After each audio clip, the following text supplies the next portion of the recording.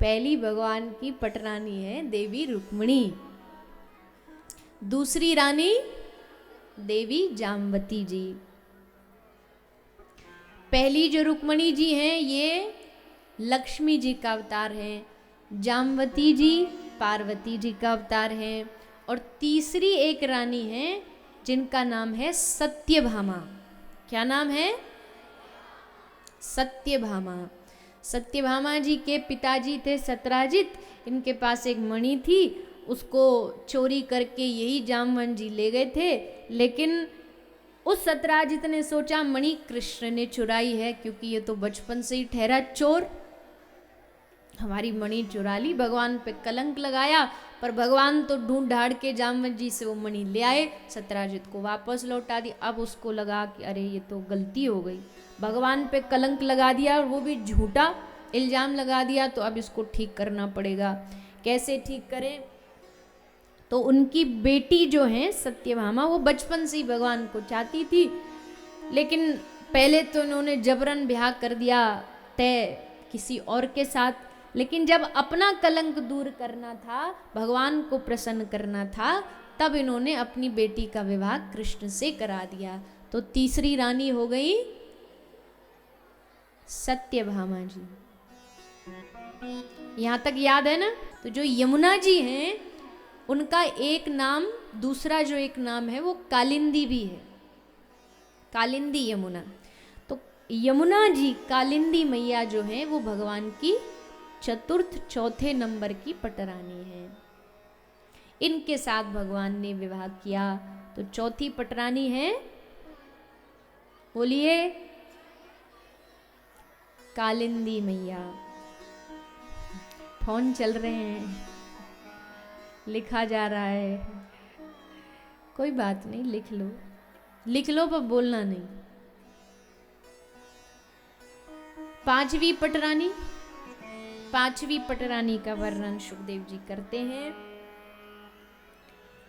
एक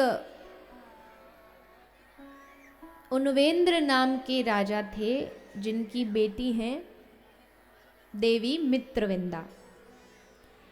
ये तो भगवान से बहुत चाहती थी, पर पिताजी को पसंद नहीं था कि इनसे ब्याह हो। सो जब स्वयंवर हुआ तो सब राजाओं को न्योता दिया, पर भगवान द्वारिकाधीश को नहीं बुलाया। माला दे दी गई कि जाओ अपना वर चुनो। अब बड़े बड़े राजा तो आए थे, पर मित्रविंदा जी को तो जो चाहिए वो तो आया ही नहीं। तो मन ही मन जब माला लेके जा रही तो पुकार रही, प्रभु आप आइए आइए। और जैसे देवी मित्रविंदा माला लेके पहुंची तो बीच में श्री ठाकुर जी प्रकट हो गए, और प्रकट होते मित्रविंदा देवी ने भगवान के गले में माला पहना दी। तो भगवान की पांचवी जो पटरानी है उनका नाम है, क्या नाम है? मित्रविंदा।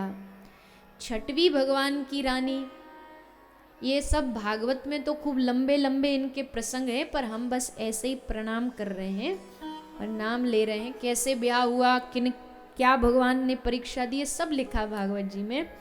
तो छठवीं जो रानी है राजा नग्नजीत की बेटी, इनका एक नाम नग्नजीती भी है, एक नाम इनका सत्या भी है। सत्या जी के साथ भगवान ने विवाह किया। इनके पिताजी ने परीक्षा रखी थी कि एक बड़ा सा मैदान, उसमें बड़े बड़े सींगों वाले बैलों को छोड़ दिया और कहा कि जो इन सब बैलों की रस्सी एक साथ मेरे हाथ में पकड़ाएगा उससे उसका बल का परिचय होगा, शक्ति का, उसके साथ हम अपनी बेटी का ब्याह करें। तो अच्छा, एक बात और इससे ये साबित होती है कि पहले के जमाने में जब ब्याह होते थे ना, शादी होती थी, तो शादी में परीक्षा कौन देता था? किसकी परीक्षा होती थी? लड़के की, वर की परीक्षा होती थी। लड़के की परीक्षा होती थी, बलवान कितना है, धनवान कितना, आदि आदि। लड़की की कोई परीक्षा नहीं होती थी। आजकल उल्टा जमाना है। आजकल जब वो छोरी को देखने आते हैं तो सारी परीक्षा, जो वो सास की थोड़ी बहुत इच्छा जब कोई परीक्षा में रह गई, वो सब आकर के उस लड़की पे पूरा उतारती है क्या खाना बना लेती है, क्या सिल लेती है, क्या बुनाई कर लेती है, वो सब जितने दुनिया भर के प्रश्न है वो सब तुझे, कुछ भागवत जी, रामायण जी, महाभारत जी कुछ पढ़ी है तूने, कुछ सुना चौपाई सुना, महाभारत सुना।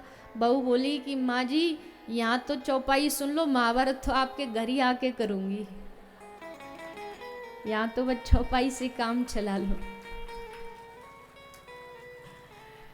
तो उल्टा होता है आजकल। पहले वर की परीक्षा होती थी, तो भगवान ने परीक्षा में पास होकर के सत्या जी के साथ विवाह किया, तो भगवान की 6वीं पटरानी हुई देवी सत्या।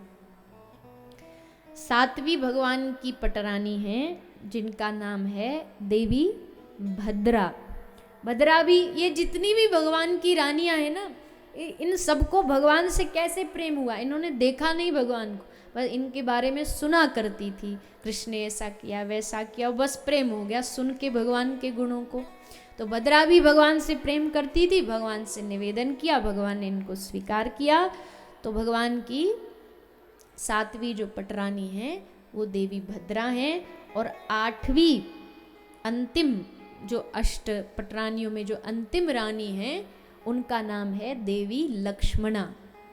लक्ष्मणा जी के साथ भगवान ने, जैसे अर्जुन जी ने द्रौपदी के साथ ब्याह किया मत्स्य भेदन करके, वैसे ही भगवान कृष्ण ने लक्ष्मणा जी के साथ विवाह किया। तो 8वीं रानी हुई लक्ष्मणा। ये भगवान की 8 मुख्य पटरानी हैं। लेकिन इनके साथ भगवान ने कैसे विवाह किया, कोई अपनी मन की वासना की पूर्ति के लिए नहीं, अपितु इन सब रानियों ने भगवान को पुकारा। इन सब रानियों को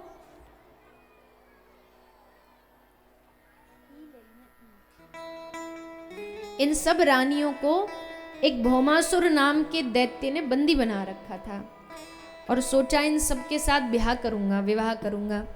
लेकिन जब इन कन्याओं को कोई रास्ता नहीं दिखाई दिया, इनको लगा कि हम तो बस जीते जी यहीं ऐसे इसी के बंधन में मारी जाएंगी, तो क्यों ना भगवान को पुकार करके उनसे निवेदन किया जाए कि हे प्रभु हमारी रक्षा करिए। सब रानियों ने भगवान को पुकारा और भगवान ने इनको स्वीकार करते हुए